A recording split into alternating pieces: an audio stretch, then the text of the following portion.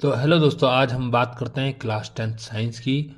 Science में जो light वाला चैप्टर है उसमें से देखते हैं कि इम्पोर्टेंट हमारे पास क्या क्या है।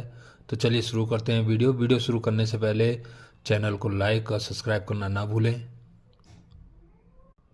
तो ये है आपके पास चैप्टर नंबर 9, प्रकाश का परावर्तन तथा अपवर्तन। देखिए, सबसे पहले क्या आ सकता है, 2 नंबर में आता है आपके पास ये प्रकाश का परावर्तन और इसके नियम। ठीक है।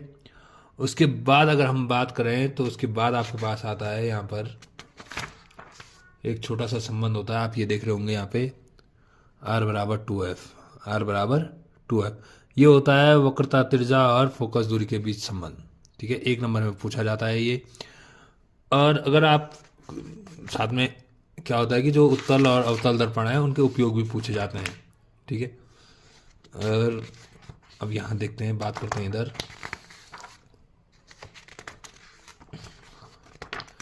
यह है चिन्ह प्रकाठी से पहले। हाँ, जैसे मैंने बताया था आपको कि इनके उपयोग पूछे जाते हैं, उत्तल दर्पण का उपयोग और अवतल दर्पण का उपयोग। ठीक है।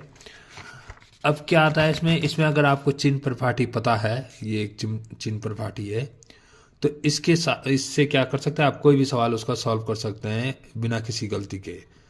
और ये यहाँ पे है आपके पास दर्पण सूत्र। इससे भी प्रश्न बनता है एक। दर्पण सूत्र के साथ साथ आवर्धन हो गया। और तब मोस्ट इंपॉर्टेंट में आता है ये प्रकाश का अपवर्तन। साथ ही साथ आप ये जो देख रहे होंगे उदाहरण 9.2, अब आपको शायद साफ दिख रहा होगा, ये भी मोस्ट इंपॉर्टेंट क्वेश्चन है। ठीक है, ये भी पेपर में कई बार पूछा गया है।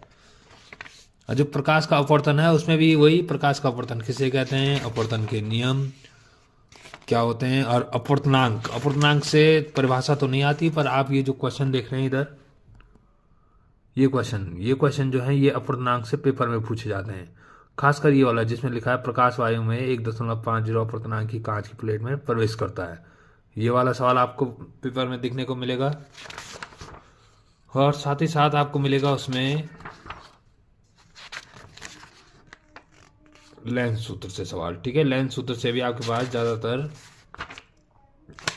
ये जो यहाँ पे है, ये लेंस सूत्र से उदाहरण नंबर 9.3, ये भी पेपर में पूछा गया है 1-2 बार के। और फिर आता है आपके पास यहाँ पे लेंस की क्षमता।